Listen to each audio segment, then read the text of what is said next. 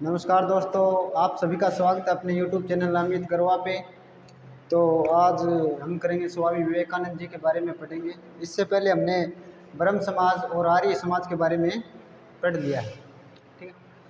तो आज हम पढ़ेंगे स्वामी विवेकानंद जी के बारे में, रामकृष्ण मिशन के बारे में और उनकी विचारधाराओं के बारे में बातें करेंगे। तो सबसे पहले तो हम देखते हैं स्वामी विवेकानंद जी है, उनका जो जन्म हुआ था वो हुआ था 12 जनवरी 1863 को। स्वामी विवेकानंद जी का जन्म 12 जनवरी 1863 को हुआ था। और जो 12 जनवरी है, इस 12 जनवरी को हम राष्ट्रीय युवा दिवस के रूप में मनाते हैं।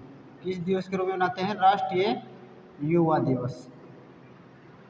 इसमें एक तो होता है राष्ट्रीय युवा दिवस और एक होता है अंतर्राष्ट्रीय युवा दिवस। जो अंतर्राष्ट्रीय जो युवा दिवस है वो मनाया जाता है 12 अगस्त को। अंतर्राष्ट्रीय जो युवा दिवस है वो मनाया जाता है 12 अगस्त को, और राष्ट्रीय युवा दिवस है वो मनाते हैं 12 जनवरी को। तो राष्ट्रीय युवा दिवस है वो स्वामी विवेकानंद जी के जन्म के उपलक्ष्य में हम मनाते हैं राष्ट्रीय युवा दिवस, ठीक है। और जो राष्ट्रीय युवा दिवस है, इनके जो मनाने की जो शुरुआत है वो भारत सरकार ने मान्यता दी थी 1984 में, और जो शुरुआत हुई थी 1985 से हम हर वर्ष राष्ट्रीय युवा दिवस के रूप में मनाते आ रहे हैं, ठीक है। तो राष्ट्रीय युवा दिवस के रूप में मनाते आ रहे हैं। इनके जो बचपन का नाम था, स्वामी विवेकानंद जी का जो बचपन का नाम था वो था नरेंद्र दत्त। क्या था? नरेंद्र दत्त, ठीक है। इनके बचपन का नाम था नरेंद्र दत्त। और उनके जो पिताजी थे वो कलकत्ता हाईकोर्ट के एक वकील हुआ करते थे, और उनका नाम विश्वनाथ था। ये पिताजी क्या नाम था? विश्वनाथ। विश्वनाथ जो कि क्या थे? कलकत्ता हाईकोर्ट के वकील होते थे, कोर्ट के वकील थे, ठीक है। और इनकी जो माता जी है उनका नाम था भुवनेश्वरी देवी। माता जी का क्या नाम था? भुवनेश्वरी देवी। जो उनकी जो माता जी थी वो एक आध्यात्मिक विचारों वाली महिलाएं थी, और जिनका जो स्वामी विवेकानंद जी के जीवन पर इनकी माता जी का बहुत अधिक प्रभाव देखने को मिलता है। आध्यात्मिक विचारों वाली क्या थी? वाली महिला थी, ठीक है। तो स्वामी विवेकानंद जी का जन्म कब हुआ? 12 जनवरी 1863 को। कहाँ पर हुआ था? कलकत्ता में, ठीक है। और 12 जनवरी को हम राष्ट्रीय युवा दिवस के रूप में मनाते हैं। और राष्ट्रीय युवा दिवस मनाने की जो शुरुआत है वो 1985 हर साल मनाते हैं, लेकिन मान्यता कब दी गई थी? 1984 में दी गई थी। और अंतर्राष्ट्रीय युवा दिवस है वो मनाते हैं हम 12 अगस्त को। इनके बचपन का नाम नरेंद्र दत्त था, उनके पिताजी का नाम विश्वनाथ और माताजी का नाम भुवनेश्वरी देवी थी, ठीक है। और इनके जो एक मोस्ट इम्पोर्टेंट क्वेश्चन है जो पूछा जाता है इनके गुरु का नाम, कि स्वामी विवेकानंद जी के गुरु का क्या नाम था? तो इनके गुरु का नाम था रामकृष्ण परमहंस। क्या था? रामकृष्ण परमहंस इनसे गुरु का नाम था। आगे चलकर ये अपने गुरु के नाम पर एक संस्था की स्थापना करते हैं, रामकृष्ण मिशन के बारे में अपने पढ़ा हुआ। रामकृष्ण मिशन की स्थापना करते हैं अपने गुरु के नाम पर। तो रामकृष्ण मिशन के बारे में भी आज हम पढ़ेंगे। और इनके जो सम्मेलन, विश्व प्रसिद्ध एक सम्मेलन था शिकागो विश्व धर्म सम्मेलन, उनके बारे में हम आज विस्तार से पढ़ेंगे। और स्वामी विवेकानंद जी है एक आध्यात्मिक विचारों वाले व्यक्ति थे। इनको आध्यात्मिक गुरु भी कहा जाता है। और वे इतने आध्यात्मिक थे कि उन्होंने, काली माता ने बताया जाता है कि काली जो माता है उन्होंने कलकत्ता में उनको साक्षात दर्शन दिए थे। और उनके जो गुरु थे रामकृष्ण परमहंस, वो भी आध्यात्मिक विचारों वाले व्यक्ति थे। उन्होंने हिंदू धर्म, ईसाई धर्म, मुस्लिम धर्म सभी धर्मों का ज्ञान रखते थे इनके गुरु जी। इनके गुरु जी कोई अकेले हिंदू धर्म के बारे में ज्ञान नहीं थे। उनके जो गुरु जी थे वो हिंदू धर्म, मुस्लिम धर्म, इस्लाम धर्म सभी धर्मों के ज़्यादा जाते थे। उनका निचोड़ निकाल रखा था उन्होंने। और जो स्वामी विवेकानंद जी हैं इनकी जो शिक्षा है वो हुई थी प्रेसिडेंसी कॉलेज में। ब्रह्म समाज का एक कॉलेज था प्रेसिडेंसी कॉलेज, उनमें हुई थी। ये किसका कॉलेज था? ब्रह्म समाज से रिलेटेड कॉलेज था, ब्रह्म समाज।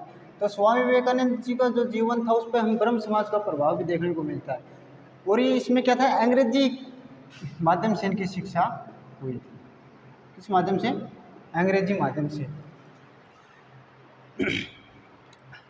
से इनकी शिक्षा हुई थी। और ब्रह्म समाज का प्रभाव इसको इनके ऊपर स्वामी विवेकानंद जी पर देखने को मिलता है। ठीक है जी। और जो स्वामी विवेकानंद जी है इनको जो स्वामी की जो उपाधि थी, ये उपाधि दी थी महाराज, होता था राजस्थान के खेतड़ी जिले के महाराज था महाराज खेतड़ी ने स्वामी की उपाधि दी थी। लेकिन इनका बचपन का नाम नरेंद्र दत्त था। और ये जो उपाधि दी थी ये जब इनको 1893 में एक विश्व धर्म सम्मेलन में इन्होंने भाग लिया था। कब? 1893 में। और कहाँ पर हुआ था ये? शिकागो विश्व धर्म सम्मेलन में स्वामी विवेकानंद जी ने भाग लिया था। और जो भारत से जो हिंदू धर्म था उनका हिंदू धर्म के प्रतिनिधि के रूप में स्वामी विवेकानंद जी ने शिकागो विश्व धर्म सम्मेलन में भाग लिया था। किसी हिंदू धर्म के प्रतिनिधि के रूप में। और जो स्वामी विवेकानंद जब विश्व धर्म सम्मेलन में भाग लेते हैं तो अपने साथ क्या लेकर जाते हैं? कौन सी पुस्तक लेकर जाते हैं? ये बार बार पूछा जाता है। तो कौन सी पुस्तक लेकर जाते हैं? भगवत गीता। तो अपने साथ वो भगवत गीता लेकर जाते हैं। ठीक है, भगवत गीता लेकर अपने साथ जाते हैं शिकागो विश्व धर्म सम्मेलन में। और जो शिकागो विश्व धर्म सम्मेलन था ये बहुत ही प्रसिद्ध हुआ है। और इन जो हिंदू धर्म के प्रतिनिधि के रूप में भाग लिया था, किसके लिए था? जो भारत की जो संस्कृति थी उसके प्रचार प्रसार के लिए, भारत के संस्कृति के प्रचार प्रसार के लिए भाग लिया था। ठीक है, कब लिया था? 1893 में। वैसे तो इन्होंने 1900 में पेरिस धर्म सम्मेलन में भाग लिया था, लेकिन जो सबसे प्रसिद्ध था वो था 1893 का शिकागो विश्व धर्म सम्मेलन में भाग लिया था इन्होंने। ठीक है जी। और वहाँ पर जब उन्होंने भाग लिया तो सभी ने अपने जो भाषण की शुरुआत है वो करते थे अमेरिका में लेडीज एंड जेंटलमैन के साथ। लेकिन जो स्वामी विवेकानंद जी है वहाँ पर भाग लेते हैं तो अपने जो भाषण की शुरुआत है वो करते हैं मेरे अमेरिका के भाइयों और बहनों, इन शब्दों के साथ भाषण की शुरुआत करते हैं। और सभी को 2-2 मिनट दिए गए थे अपने भाषण देने के लिए। लेकिन स्वामी विवेकानंद जैसे अपना भाषण शुरुआत किया तो सभी इस प्रकार मोहित हो गए थे, उनके भाषण सुनने के लिए इतने उत्सुक थे कि किसी ने भी नहीं कहा कि आपके 2 मिनट हो गए हैं। और जब उन्होंने अपना भाषण ख़त्म किया तो बार बार नीचे से आवाज़ आ रही कि स्वामी वंश मोर, स्वामी जी वंश मोर। इतने अधिक प्रभावित हुए लोग। और जो अपनी पुस्तक लेकर गए थे स्वामी विवेकानंद जी भगवत गीता, तो सभी है ना अपने अपने पुस्तक रख देते हैं मेज पे। तो सब स्वामी विवेकानंद जी अपनी पुस्तक रखते हैं तो सबसे नीचे रख देते हैं। उसके बाद में जो अन्य लोग थे जो और आए हुए थे उन्होंने अपनी पुस्तक रख दी। तो एक व्यक्ति ने उन्हें मजाक करते हुए कहा कि स्वामी जी आपकी जो पुस्तक है वो तो अब नीचे दब कर रह गई है। तो स्वामी विवेकानंद जी इतने महान विचारों वाले थे कि वह कहते हैं कि जो आपकी जो किताबों में जो बुराइयाँ थी, आपकी जो किताबों में जो जितनी बुराइयाँ थी वो जो मेरी भगवत गीता है उन सभी बुराइयों को क्या है अभी दूर कर देगी। जो आपकी जो बुराइयाँ हैं वो छिन छिन के क्या है मेरी भगवत गीता में आ जाएंगी और मेरी भगवत गीता है वो सभी बुराइयों की दूर कर देगी। आपकी जो किताब में सभी जो बुराइयाँ हैं वो दूर कर देगी। और इन्हीं भाषण से प्रभावित होकर एक अमेरिका का न्यूज़पेपर हुआ है हेराल्ड, न्यूयॉर्क का एक न्यूज़पेपर है हेराल्ड नामक एक न्यूज़पेपर है। और वो लिखता है स्वामी विवेकानंद जी के बारे में कि हम भारत जैसे विद्वान देश में, भारत जैसे देश में हम अपने धर्म प्रचारकों को भेज रहे हैं तो हमसे ज़्यादा कोई मूर्ख नहीं है। हेराल्ड क्या लिखता है कि हम यदि भारत में अपने धर्म प्रचारकों को भेज रहे हैं तो हमारे इतना कोई भी मूर्ख नहीं है। ये क्या लिखते हैं? एक न्यूज़पेपर है हेराल्ड नामक भेज रहे हैं तो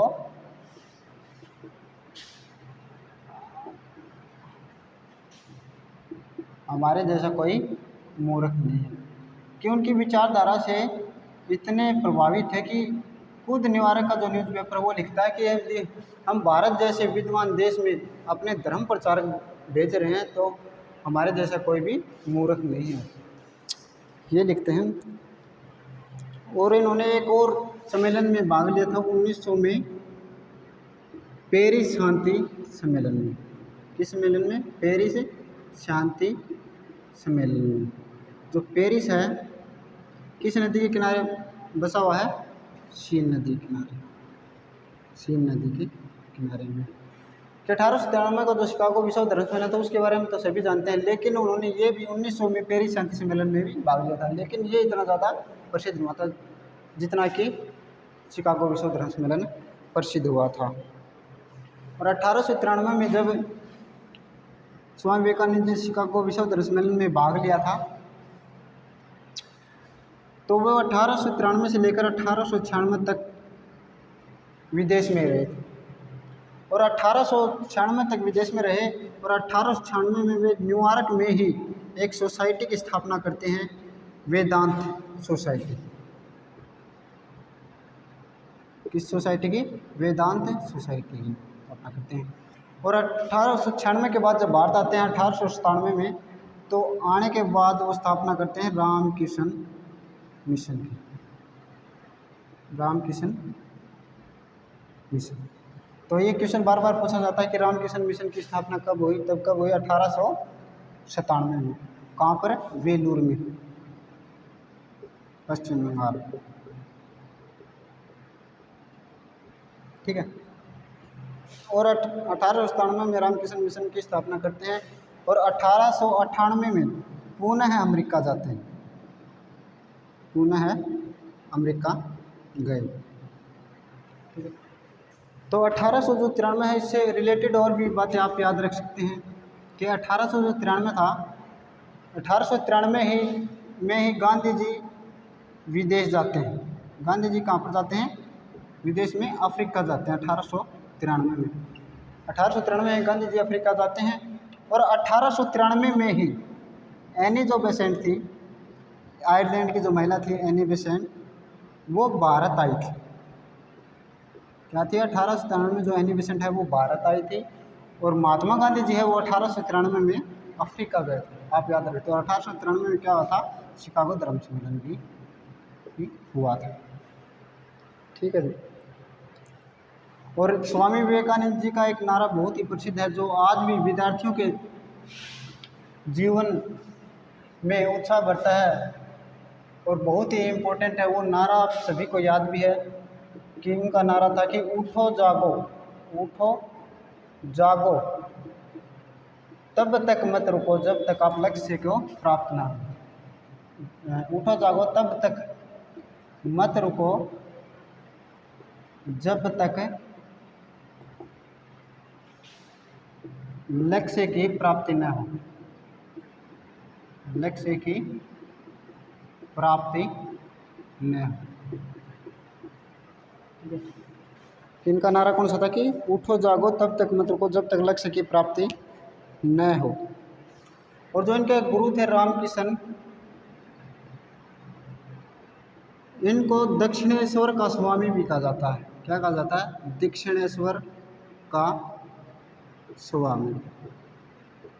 कि आपको पूछ लिया जाए कि दक्षिणेश्वर का स्वामी किसे कहा जाता है, तो रामकृष्ण परमहंस को, रामकृष्ण परमहंस को क्या कहा जाता है? दक्षिणेश्वर का स्वामी भी कहा जाता है। और इनके जीवन पर ब्रह्म समाज का प्रभाव भी देखने को मिला है स्वामी विवेकानंद जी के जीवन पे।